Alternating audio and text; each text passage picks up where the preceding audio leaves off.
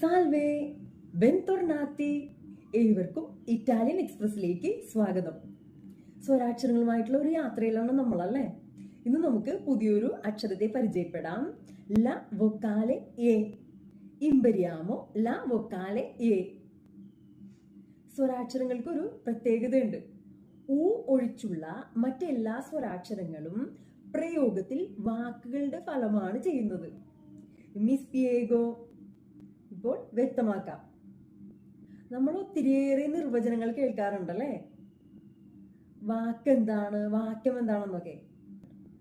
പൂർണ്ണ അർത്ഥം നൽകുന്ന ഒരു കൂട്ടം പദങ്ങളെയാണ് നമ്മൾ വാക്യം അഥവാ സെന്റൻസ് എന്ന് വിളിക്കുന്നത്. അതേസമയം അർത്ഥമുള്ള ഒരു കൂട്ടം അക്ഷരങ്ങളെയാണ് അല്ലെങ്കിൽ അക്ഷരങ്ങളുടെ ഗണത്തെയാണ് നമ്മൾ വാക്ക് അഥവാ വേർഡ് എന്ന് വിളിക്കുന്നത്. പഠനവിധേയമാകുന്ന ഘടകങ്ങളുടെ ഒരു അല്ലെങ്കിൽ എലമെന്റ്സിന്റെ ഒരു പൊതു സ്വഭാവം വെച്ചിട്ടാണ് നമ്മൾ സാധാരണ അവയെ നിർവചിക്കുന്നത് അല്ലെങ്കിൽ ഒരു നിയമം ഉണ്ടാക്കുന്നത്. നമ്മളുടെ നിർവചനത്തിൽ പെടുന്നവയും ഉണ്ടാകും, അതിൽ പെടാത്തവയും ഉണ്ടാകും. നമ്മളുടെ നിയമം അനുസരിക്കുന്നവരെ നമ്മൾ റെഗുലാരെ എന്നും അനുസരിക്കാത്തവരെ നമ്മൾ ഇറഗുലാരെ എന്നുമാണ് വിളിക്കുന്നത്. ഈ ടേംസ് ഒക്കെ നമുക്ക് സുപരിചിതമാണല്ലേ. വിസ ഉള്ളവരെ അല്ലെങ്കിൽ ഈ ഡോക്യുമെന്റ് ഉള്ളവരെയൊക്കെ നമ്മൾ റെഗുലാരെ എന്നും ഇല്ലാത്തവരെ നമ്മൾ ഇറഗുലാരെ എന്നും വിളിക്കാറുണ്ട്. നമ്മൾ പറഞ്ഞു വരുന്നത് ഇതാണ്. അതായത് ഈ സ്വരാക്ഷരങ്ങൾ സെന്റൻസിൽ ഉപയോഗിക്കുമ്പോൾ അവയെ കൺജങ്ഷനായിട്ടും പ്രിപ്പോസിഷനായിട്ടും ആർട്ടിക്കിളായിട്ടും വേർബായിട്ടും ഒക്കെയാണ് ഉപയോഗിക്കുന്നത്. കോൺജുൻസിയോണെ, പ്രെപ്പോസിസിയോണെ, ആർട്ടിക്കിളോ, എ വെർബോ, ഇങ്ങനെയാണ് ഇവയെ ഉപയോഗിക്കുന്നത്. അതുകൊണ്ട് ഈ സ്വരാക്ഷരങ്ങളെ നമ്മൾ സെന്റൻസിൽ വാക്കുകളായിട്ടാണ് പരിഗണിക്കുന്നത്. ഇപ്പോൾ ഏതാണ്ടൊക്കെ മനസ്സിലായി എന്ന് വിചാരിക്കുന്നു. ഇനി ഉദാഹരണ സഹിതം വ്യക്തമാക്കാം. നമ്മളിപ്പോൾ എ എന്നുള്ള സ്വരാക്ഷരത്തെയാണ് പഠിക്കുന്നത് അല്ലെ.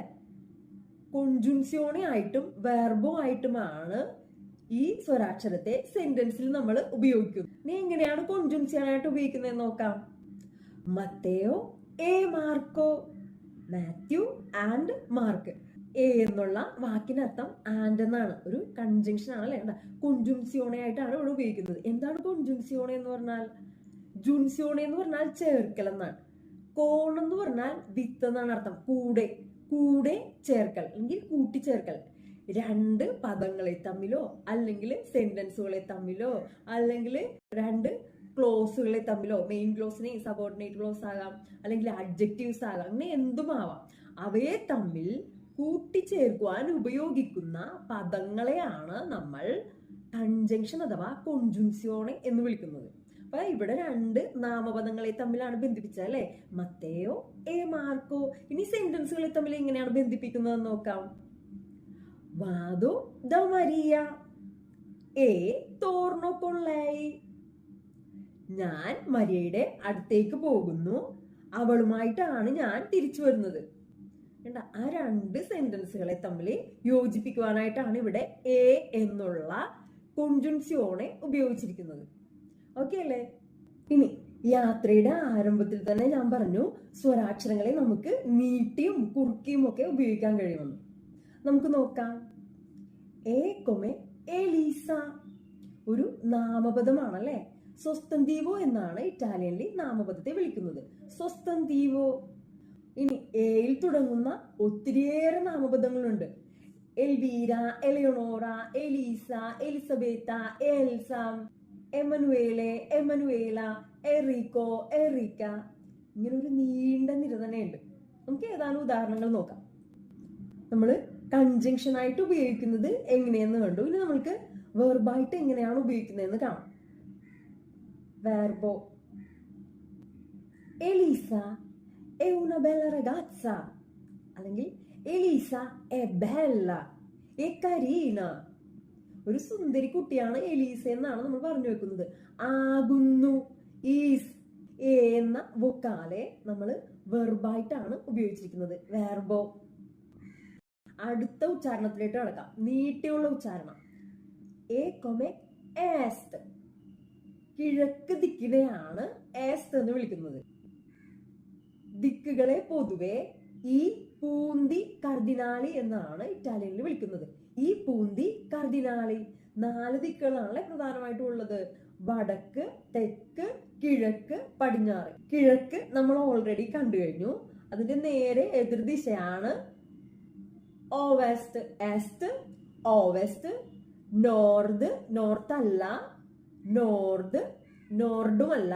ദ എന്നുള്ള ശബ്ദം ഇറ്റാലിയൻ ആൽഫബറ്റിലെ അക്ഷരങ്ങൾക്ക് ഇല്ല. ഡി എപ്പോഴും ദ ആയിട്ടേ ഉച്ചരിക്കുള്ളൂ. ദേട ദ. ഓക്കെ, എസ്റ്റ്, ഓവെസ്റ്റ്, നോർത്ത്, സൂദ്. ഓക്കെ, ഇതാണ് 4 ദിശകൾ. നമുക്ക് ഉദാഹരണം നോക്കാം. Il sole sorge ad est e tramonta ad ovest. സൂര്യൻ ഉദിക്കുന്നത് കിഴക്കാണ്, അസ്തമിക്കുന്നത് പടിഞ്ഞാറ്. ഓക്കെ അല്ലേ? ഇനി നോർദും സുദും വെച്ചുള്ള ഉദാഹരണം നോക്കാം. La Lombardia è in Nord Italia, invece la Calabria è in Sud Italia. ലൊംബർദിയ എന്ന റീജിയൻ സ്ഥിതി ചെയ്യുന്നത് നോർത്ത് ഇറ്റലിയിലാണെങ്കിൽ കലാബ്രിയ എന്ന റീജിയൻ സ്ഥിതി ചെയ്യുന്നത് സൗത്ത് ഇറ്റലിയിലാണ്. എല്ലാ ദിശകൾക്കും ഉദാഹരണമായല്ലേ? ഇനി നിങ്ങൾ അതിന്റെ തൊട്ടടുത്ത് തന്നെ ഏതാനും പദങ്ങൾ കാണുന്നുണ്ടല്ലേ? നമ്മൾ ഉപയോഗിക്കുന്ന പദങ്ങൾ തന്നെയാണ്. ഉത്തരേന്ത്യ, ദക്ഷിണേന്ത്യ, പാശ്ചാത്യർ, പൗരസ്ത്യർ എന്നിങ്ങനെയൊക്കെ നമ്മൾ പറയാറുണ്ടല്ലേ? അത് തന്നെയാണ് അവിടെ ഉദ്ദേശിക്കുന്നത്. ഓറിയന്തെ, ഒക്സിഡേന്തെ, സെറ്റൻട്രിയോണെ, മെറിഡിയോണെ. ഏതാനും ഉദാഹരണങ്ങൾ വരുമ്പോഴേക്കും അത് കൂടുതൽ വ്യക്തമാകും. കിഴക്ക് നിന്നുമാണ് പൂജരാജാക്കന്മാർ എത്തിയതല്ലേ? ഈ റെമാജി അറിവാറോ ദall'Oriente. ഇനി ഒക്സിഡേന്തെ വെച്ചൊരു ഉദാഹരണം നോക്കാം. ഓറിയന്തെ ed occidente non si incontrano mai. രണ്ടും എതിർദിശകളിലായത് കാരണം കിഴക്ക് ദിക്കും പടിഞ്ഞാറ് ദിക്കും ഒരിക്കലും ഒന്നിച്ചു കാണുകയില്ലല്ലേ? കൂട്ടിമുട്ടുകയില്ല. അതാണ് പറഞ്ഞത്. La Liguria è la parte settentrionale dell'Italia. Il Kerala è la parte meridionale dell'India. നമ്മള് കുറച്ച് ടേംസ് പഠിച്ചല്ലേ? est, ovest, nord, sud, oriente, occidente, settentrione e meridione. Okay അല്ലേ? ഇനി അടുത്തത് ഏറ്റവും ഇമ്പോർട്ടന്റ് ആയിട്ടുള്ളത് e come essere. To be എന്നാണ് ഈ വാക്കിനർത്ഥം. ആയിരിക്കുക. ഇതൊരു ചെറിയ മീനല്ല, അതായത് ബൃഹത്തായ ഒരു സംഭവം തന്നെയാണ്. നമ്മുടെ ദാർശനിക ചിന്തയിലേക്ക് ഒന്ന് എത്തി നോക്കുകയാണെങ്കിൽ അതിപുരാതന കാലം മുതൽക്കേ ഈ ഏസറെ എന്നുള്ള കൺസെപ്റ്റ് നമുക്ക് കാണാൻ കഴിയുമെന്നുള്ളതാണ്. ദ പ്ലത്തോണെ ഇങ് പോയി, പ്ലേറ്റോ മുതൽ ഇങ്ങോട്ട്. നമുക്ക് പ്ലേറ്റോയില് ഏസറെ എന്നുള്ള കൺസെപ്റ്റ് എങ്ങനെയാണെന്ന് നോക്കാം. ഇദയ ദെൽ ബേനെ, അതായത് നന്മയുടെ പ്രതിരൂപം അല്ലെങ്കിൽ നന്മയുടെ ഒരു ആശയമായിട്ടാണ് ഏസറെ കണ്ടിരുന്നത്. അതുകൊണ്ട് തന്നെ per Platone massimo di essere corrisponde al massimo di valore morale.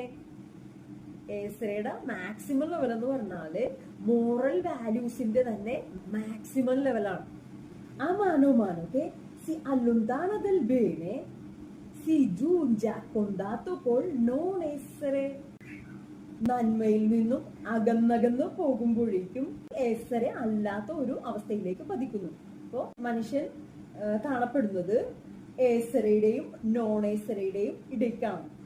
ഇതുപോലൊരു കൺസെപ്റ്റ് ആണ് ഏറ്റവും വലിയ തിയോളജിസ്റ്റും ഫിലോസഫറും ഒക്കെ ആയിട്ട് കണക്കാക്കപ്പെടുന്ന സെയിന്റ് അഗസ്റ്റിനിൽ നമ്മൾ കാണുന്നത്. ഹ്യൂമൻ ബീയിങ്സിനെ അല്ലെങ്കിൽ മനുഷ്യനെ സെയിന്റ് അഗസ്റ്റിന്റെ കൺസെപ്റ്റിൽ കാണപ്പെടുന്നത് സ്പിരിച്വൽ ബീയിങ്സിന്റെയും ആനിമൽ ബീയിങ്സിന്റെയും ഇടയിലാണ്. l'uomo si trova in mezzo all'essere spirituale e all'essere animale. ഇനി നമ്മൾ അരിസ്റ്റോട്ടലിലേക്ക് വരുമ്പോഴേക്കും ഈ ഒരു കൺസെപ്റ്റ് തന്നെ മാറുന്നു എന്ന് കാണാം.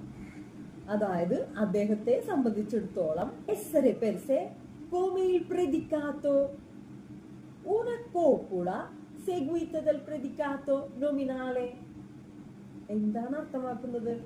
അരിസ്റ്റോട്ടലിനെ സംബന്ധിച്ചിടത്തോളം ഏസറയ്ക്ക് ഒരു പ്രെഡിക്കേറ്റിന്റെ സ്ഥാനമാണ്.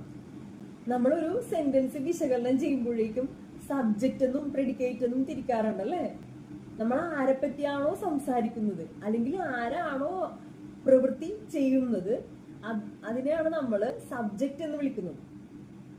ഇനി അത് സബ്ജക്റ്റ് കഴിഞ്ഞു വരുന്ന വെർബ് അടങ്ങിയ എല്ലാ പദങ്ങളെയും ഒന്നിച്ചാണ് നമ്മൾ പ്രെഡിക്കേറ്റ് എന്ന് വിളിക്കുന്നത്. വെർബ് മുഖ്യമാണ്. പ്രെഡിക്കേറ്റിന്റെ ഫലമാണ് എസരെ ചെയ്യുന്നു എന്നാണ് അരിസ്റ്റോട്ടിൽ പറഞ്ഞു വെക്കുന്നത്. വിശദമാക്കാം. അതായത് ഞാനാകുന്നു, നീ ആകുന്നു, അവളാകുന്നു, അവനാകുന്നു എന്നൊക്കെ പറയുമ്പോഴേക്കും ആ സെന്റൻസ് അതിൽ തന്നെ പൂർണ്ണമല്ലേ. നമ്മൾ നാച്ചുറൽ ആയിട്ട് ചോദിക്കും എന്താകുന്നു, ആരാകുന്നു, എങ്ങനെയാകുന്നു എന്നൊക്കെ. അതിനുള്ള ഉത്തരം കൂടി വേണം, എന്നാലേ ആ സെന്റൻസ് കംപ്ലീറ്റ് ആവുകയുള്ളൂ. അപ്പൊ ആ ഒരു പ്രെഡിക്കേറ്റ്, അതായത് ഇൽ മോദോദി എസ്സരെ, എങ്ങനെയാകുന്നു എന്ന് പറയുന്ന പ്രെഡിക്കേറ്റിന്റെ സ്ഥാനമാണ് എസരയ്ക്ക് അരിസ്റ്റോട്ടിൽ കൊടുത്തിരിക്കുന്നത്. ഓക്കെ, ഇത് നമ്മൾ ഇതിൽ നിന്നെല്ലാം മാറി ഇമ്മാനുവൽ കാന്റിലേക്കൊക്കെ പോകുമ്പോഴോ ഒരു കാവ്യാത്മക ദാർശനികതയാണല്ലേ.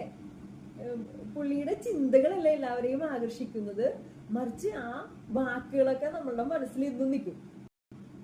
Il cielo stellato sopra di me e la legge morale dentro di me.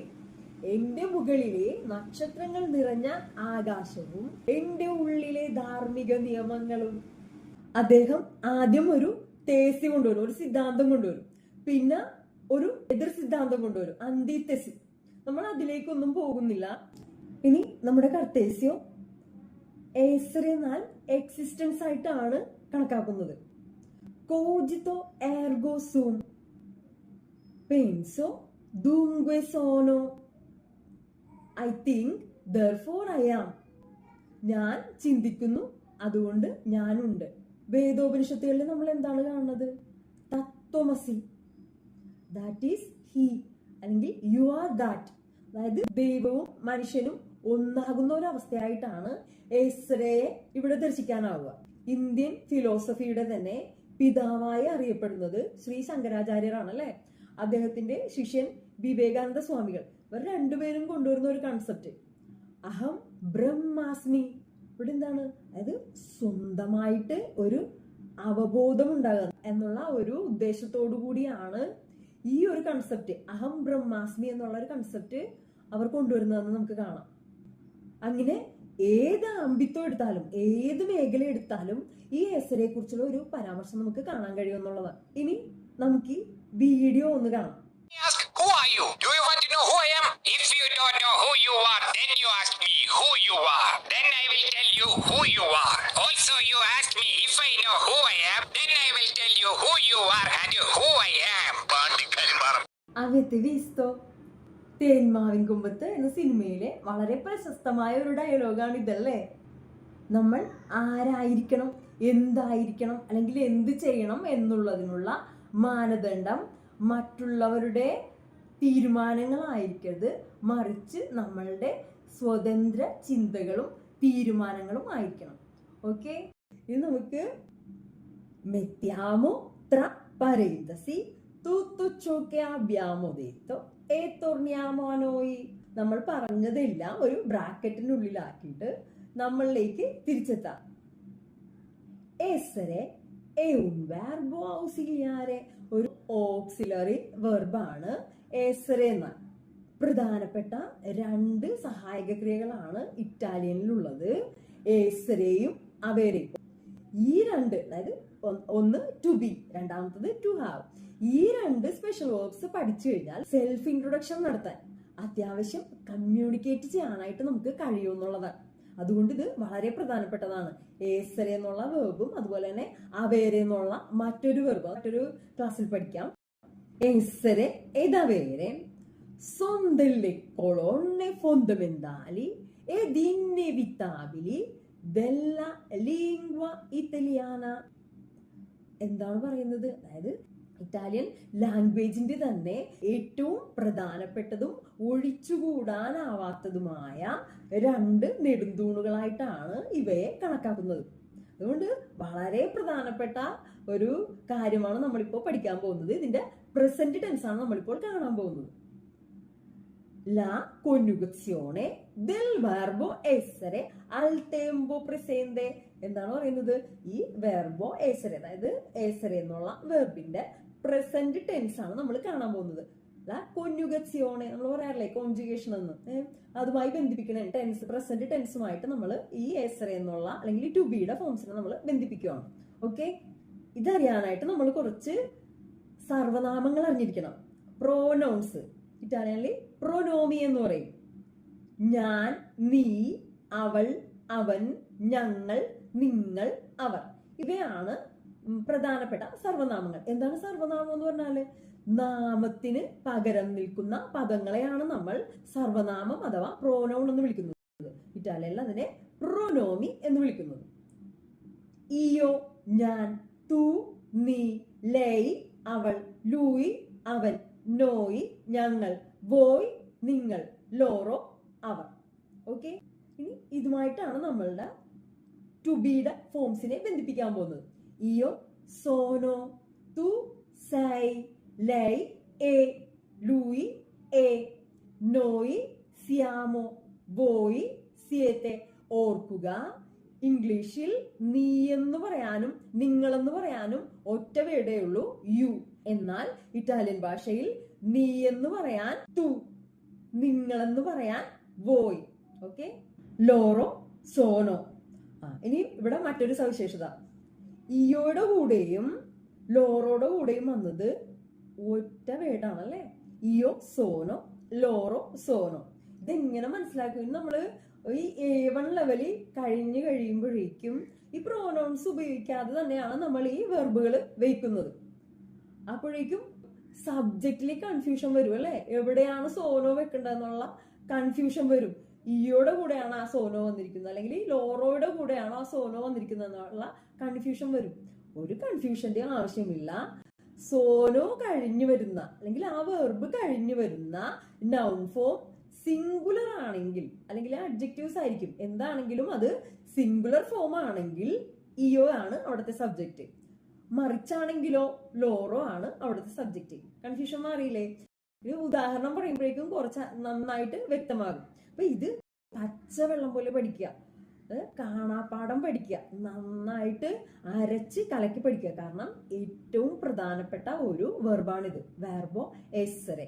io sono, tu sei, lei è, lui è, അല്ലെങ്കിൽ lei lui è, noi siamo, voi siete, loro sono. എന്തിനാണ് ഇവ ഉപയോഗിക്കുന്നത് നോക്കാം. ഞാനാകുന്നു, നീ ആകുന്നു, അവളാകുന്നു, ഈ ഒരു ഇത് എന്തിനാണ് ഉപയോഗിക്കുന്നത് നോക്കാം. നമ്മള് 4 ഉപയോഗം കാണാം. കുറേയധികം ഉപയോഗങ്ങളുണ്ട്. പ്രധാനമായിട്ടും നമുക്ക് 4 ഉപയോഗങ്ങൾ ഇന്ന് കാണാം. കിയെ, ആരാകുന്നു എന്ന് പറയാൻ. ദോവേ, എവിടെയാകുന്നു എന്ന് പറയാൻ. കൊമെ, എങ്ങനെയാകുന്നു എന്ന് പറയാൻ. കൊസെ, എന്താകുന്നു എന്ന് പറയാൻ. വളരെ പെട്ടെന്ന് കാണാം. കിയെ, ആരാകുന്നു. ആരാകുന്നു എന്നുള്ള ചോദ്യത്തിന് നമുക്ക് ഒത്തിരിയേറെ ഉത്തരങ്ങളുണ്ടല്ലേ. നമ്മളുടെ പേര് പറയാം, പ്രൊഫഷൻ പറയാം, റിലേഷൻ പറയാം, നമ്മളുടെ സിവിൽ സ്റ്റാറ്റസ് പറയാം, നമ്മളുടെ നാഷണാലിറ്റി പറയാം. ഈ ഒരു ഒറ്റ ചോദ്യത്തിലൂടെ കുറേയധികം കാര്യങ്ങൾ നമുക്ക് കാണാൻ പറ്റും. നമ്മൾ സാധാരണയായിട്ട് പേര് വയ്ക്കണ എങ്ങനെയാണ്? മിക്കാമി. അപ്പൊ ഉത്തരം എന്ത് പറയും? മിക്കാമോ ഷീബ, എന്റെ പേര് ഷീബ എന്നാണ്. ഇങ്ങനെയാണ് നമ്മൾ പറയുന്നത് അല്ലെ. മാർസി എന്നുള്ള ഒരു റിഫ്ലെക്സീവ് വെർബാണിത്. അതിന്റെ ഫോംസ്, പ്രസന്റ് ഫോംസ് എന്ന് പറഞ്ഞാല് മിക്കാമോ, തിക്കാമി, സിക്കാമ, ചിക്കമിയാമോ, ബിക്കമാത്തെ, സിക്കാമോ. ഇതൊക്കെ നമ്മള് വേർബ് പഠിക്കുമ്പോഴേക്കും വളരെ സിമ്പിൾ ആയിട്ട് പഠിക്കും. ഇതിനൊക്കെ കുറെ ട്രിക്സ് ഒക്കെ ഉണ്ട്, പെട്ടെന്ന് നമ്മളുടെ ഓർമ്മയിലിരിക്കും. അതൊക്കെ നമുക്ക് പിന്നീട് പഠിക്കാം. പക്ഷെ നമ്മൾ വെർബോ എസ്സര് പഠിച്ചു കഴിയുമ്പോഴേക്കും അത് ഉപയോഗിച്ച് നമുക്ക് പറയാം സോനോ ഷീബ. എന്ത് സിമ്പിൾ ആണല്ലേ. കിസായി, നീ ആരാകുന്നു. സോനോ ഷീബ. മറ്റതെല്ലാം അങ്ങനെ തന്നെ പറയാം. യോ സോനോ ഷീബ, തൂസൈ എലീസ, ലേയെ ജാന്ന, ലൂയെ ജാനി, നോയ്സിയാമോ. ഇപ്പൊ എത്ര പേരുണ്ടോ അവരുടെയൊക്കെ പേര് പറയുക. ഷീബ, എലീസ, ദെലയോണോറ, വോയ്സിയത്തെ അടുത്ത പേര് പറയുക. അങ്ങനെ നമുക്ക് പേരുകൾ പറയാൻ പറ്റും എന്നുള്ളതാണ്. ഇനി രണ്ടാമത് നമ്മൾ പറഞ്ഞു നമ്മുടെ പ്രൊഫഷൻ പറയാനായിട്ട്, ജോലി പറയാനായിട്ട്. ഡോക്ടറാണോ ടീച്ചറാണോ എന്നൊക്കെ പറയാനായിട്ട്. ഡോക്ടർ ആണെങ്കിലാ sono un dottore, sei un dottore, lei è una dottoressa, lui è un dottore, noi siamo dei dottori, voi siete dei dottori. അങ്ങനെ പോകുന്നു. ഓക്കെ, നമ്മളുടെ പ്രൊഫഷൻ പറയാനായിട്ട്. ഇനി അടുത്തത് നമ്മൾ പറഞ്ഞു നമ്മളുടെ റിലേഷൻ പറയാനായിട്ട്. എൻ്റെ മകളാണ് ഡെലീഷ, അല്ലെങ്കിൽ ഡെലീഷയുടെ അമ്മയാണ് ഞാൻ. സോനോ ലാ mamma di ഡെലീഷ, ഡെലീഷയുടെ അമ്മയാണ് ഞാൻ. അല്ലെങ്കിൽ ഡെലീഷ è mia figlia, ഡെലീഷ എൻ്റെ മകളാണ്. ഇനി സിവിൽ സ്റ്റാറ്റസ് പറയാനായിട്ട് നമ്മൾ ഉപയോഗിക്കുമെന്ന് പറഞ്ഞല്ലേ, ലോ സ്താത്തോ ചിവിയിലെ.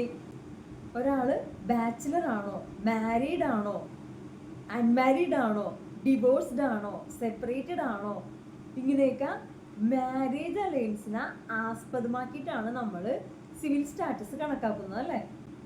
ഒരു കാര്യം മനസ്സിൽ വയ്ക്കുക, ഒരാളുടെ പ്രൈവസിയെ തൊക്കാരെ ചെയ്യുന്ന കാര്യങ്ങൾ അല്ലെങ്കിൽ ടച്ച് ചെയ്യുന്ന കാര്യങ്ങൾ ഒരിക്കലും ചോദിക്കാതിരിക്കുക. അപ്പൊ നമുക്ക് ഉദാഹരണത്തിലേക്ക് കടക്കാം. ഒരാൾ വിവാഹിതനാണെങ്കിലോ എസ്പോസാത്തോ, അല്ല എങ്കിലോ നൂബിലെ, സ്കാപ്പോളോ, ചേലിബെ, ഇങ്ങനെയുള്ള പദങ്ങളാണ് ഉപയോഗിക്കാറ്. ഇതൊക്കെ ഒന്നും കിട്ടിയില്ലെങ്കിൽ എന്തെന്ന് പറഞ്ഞാൽ മതി, വെർബിന് തൊട്ടു മുന്നിലായിട്ട് നോൺ എന്നുള്ള പദം വെച്ചാൽ മതി. നോൺ എസ്പോസാത്തോ. ഇനി ഡിവോഴ്സ്ഡ് ആണെങ്കിലോ എ divorziato, പെൺകുട്ടിയാണെങ്കിൽ എ divorziata. ഇനി സെപ്പറേറ്റഡ് ആണെങ്കിലോ എ separato അല്ലെങ്കിൽ separata. ഇനി വിഡോവ്ഡ് ആണെങ്കിലോ എ vedovo, എ vedova. ഇനി ഒരു ഏകാന്ത ജീവിതം തിരഞ്ഞെടുത്ത ഒരാളാണെങ്കിലോ എ സിംഗിൾ അല്ലെങ്കിൽ സോനോ സിംഗിൾ. ഓക്കെ, ഇങ്ങനെയാണ് നമ്മൾ സ്താത്തോ ചിവിയിലെ പറയുന്നത്. അടുത്തായി നമ്മൾ പറഞ്ഞു നമ്മളുടെ നാഷണാലിറ്റി പറയാനായിട്ട് നമ്മൾ ഉപയോഗിക്കുന്നു. സോനോ ഇന്ത്യാനോ, ഞാൻ ഇന്ത്യനാണ്. തു സേ അമേരിക്കാനോ, നീ അമേരിക്കനാണ്. ലേയെ സ്വീറ്റ്സറ, അവള് സ്വിറ്റ്സർലൻഡുകാരിയാണ്. ലൂയെ ഫ്രാൻചേസെ, അവൻ ഫ്രഞ്ചുകാരനാണ്. നോയ് സിയാമോ തെദേസ്കി, ഞങ്ങൾ ജർമ്മൻസ് ആണ്. വോയ് സിയേത്തെ ചിനേസി, നിങ്ങൾ ചൈനക്കാരാണ്. ഇനി അവർ കൂബയിൽ നിന്നുള്ളവരാണെന്ന് എങ്ങനെ പറയും? ലോറോ സോനോ കുബാനി അല്ലെങ്കിൽ സോനോ കുബാനി. കിയെ എന്നുള്ള ചോദ്യം ചോദിക്കാനും അതിന് ഉത്തരം നൽകുവാനുമായിട്ടാണ് നമ്മളിത് ഉപയോഗിക്കുന്നതെന്ന് പറഞ്ഞു. ഇതിന്റെ ഒന്നാമത്തെ ഉപയോഗം എന്ന് പറഞ്ഞു. ഇനി രണ്ടാമത്തെ ഉപയോഗം ദോവേ, ഞാൻ മുറിയിലാണെന്ന് കരുതുക. ദോവേ സായി, നീ എവിടെയാകുന്നു? സോനോ ഇൻ കാമറ, ഞാൻ മുറിയിലാണ്. ഇനി ബാത്റൂമിലാണെങ്കിലോ സോനോ ഇൻ ബാഞ്ഞോ. ഇനി പുറത്ത് ഗാർഡനിലാണെന്ന് വിചാരിക്കുക. സോനോ ഇൻ ജർദീനോ. പള്ളിയിലാണെങ്കിലോ സോനോ ഇൻ കിയേസ. അത് നമ്മൾ എവിടെയാകുന്നു എന്ന് പറയാനായിട്ട് ദോവേ എന്ന് പറയാനായിട്ട് നമുക്ക് ഈ വെർബ് ഉപയോഗിക്കാമെന്ന് പറഞ്ഞു. മൂന്നാമത്തെ നമ്മുടെ ഉപയോഗമാണ് കൊമെ, എങ്ങനെയാകുന്നു.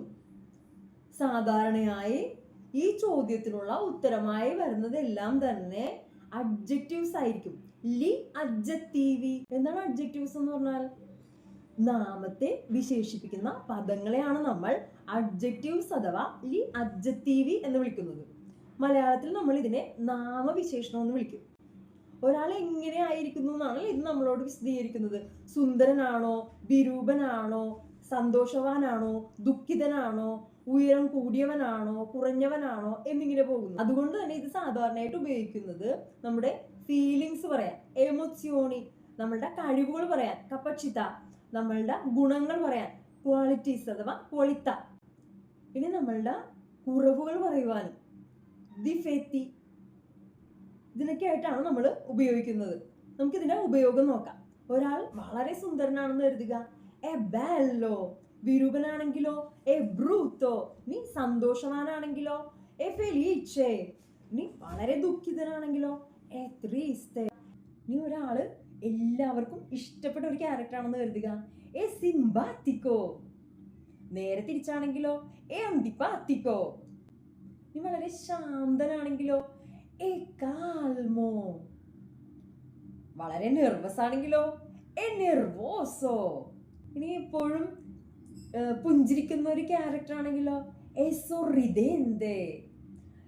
എല്ലാവരോടും മാന്യമായി പെരുമാറുന്ന ഒരാളാണെങ്കിലോ എ ജെന്തീലെ. ഓർക്കുക, ഡിസ്ക്രിമിനേഷനെ ഫിസിക്ക അഥവാ ബോഡി ഷെയ്മിങ് എന്ന് പറഞ്ഞ ഒരു സംഭവം ഇതിൽ കടന്നുകൂടാനിടയുണ്ട്. അതുകൊണ്ട് സൂക്ഷിച്ച് ഉപയോഗിക്കാം. ഓക്കെ, ഇനി നാലാമത്തെ നമ്മുടെ ഉപയോഗമാണ് കുസെ അല്ലെങ്കിൽ കെക്കുസെ. എന്താകുന്നു എന്ന് പറയാനായിട്ട്. എuna tazza, ഒരു കപ്പാകുന്നു ഇത്. un bicchiere, ഒരു ഗ്ലാസ് ആകുന്നു. una bottiglia, ഒരു ബോട്ടിലാകുന്നു. ഇങ്ങനെയൊക്കെ പറയാനായിട്ടും നമ്മൾക്ക് ഇത് ഉപയോഗിക്കാന്നുള്ളതാണ്. നമ്മൾ കിയെ, dove, come, cose. അതുപോലെ എന്തെങ്കിലും കാര്യം ഉണ്ട് അല്ലെങ്കിൽ ഇല്ല എന്ന് പറയാനായിട്ട് നമുക്ക് എസരെ ഉപയോഗിക്കാൻ പറ്റും. ഫോർ എക്സാമ്പിൾ, ഇതൊരു ബാക്ക് പാക്ക് ആണല്ലേ, zaino എന്ന് ഇറ്റാലിയനിൽ പറയും. അപ്പൊ ഇതിന്റെ ഉള്ളിൽ എന്തുണ്ടെന്ന് എങ്ങനെ വയ്ക്കും? cosa c'è nello zaino? cosa c'è nello zaino? ഇനി എന്താണുള്ളതെന്ന് നമുക്ക് നോക്കാം. c'è un quaderno, ഒരു ബുക്ക് ഉണ്ട്. കുറച്ചധികം ഉണ്ടെങ്കിലോ ci sono dei quaderni. നീ അതില് ബുക്കില്ല എങ്കിലോ non c'è un quaderno. ആ ചെയുടെ തൊട്ടു മുന്നിലായിട്ട് നോൺ എന്നുള്ള പദം വെച്ചാൽ മതി. non c'è un quaderno, non c'è una penna, ഒരു പേന ഇല്ല. non c'è una matita, ഒരു പെൻസിൽ ഇല്ല. അപ്പൊ ഉണ്ട് ഇല്ല എന്ന് പറയാനായിട്ട് നമ്മൾ ഈ വെർബോ എസരെ ഉപയോഗിക്കുക എന്നുള്ളതാണ്. ഇനി ടൈം പറയാനായിട്ട് നമ്മൾ ഇത് ഉപയോഗിക്കും. അത് നമുക്ക് അടുത്ത ക്ലാസ്സിൽ കാണാം. നമുക്ക് അത്യാവശ്യമായല്ലേ, നമ്മൾ എ എന്നുള്ള വവൽ സൗണ്ട് ആണ് ഇന്ന് കണ്ടത്. അതിന്റെ ഉപയോഗം നമ്മൾ പഠിച്ചു. കൺജങ്ഷൻ ആയിട്ടും വെർബായിട്ടുമാണ് ഇത് ഉപയോഗിക്കുന്നതെന്ന് പറഞ്ഞു. നീട്ടിയും കുറുക്കിയും മറ്റ് സ്വരാക്ഷരങ്ങളെ പോലെ ഉപയോഗിക്കാൻ കഴിയുമെന്ന് പറഞ്ഞു. ഏറ്റവും പ്രധാനമായിട്ട് നമ്മൾ പഠിച്ചത് എസരെ എന്നുള്ള സ്പെഷ്യൽ വെർബാണ്. ഇതിന്റെ പ്രസന്റ് ടെൻസ് ഇത് നന്നായി പഠിക്കുക. ഓക്കെ, തീർന്നിട്ടില്ല. നമ്മൾ അടുത്ത ക്ലാസ്സിൽ ടൈം എങ്ങനെയാണ് ചോദിക്കുന്നതെന്ന് പഠിക്കാം. Okay, ci vediamo alla prossima lezione. Ciao ciao.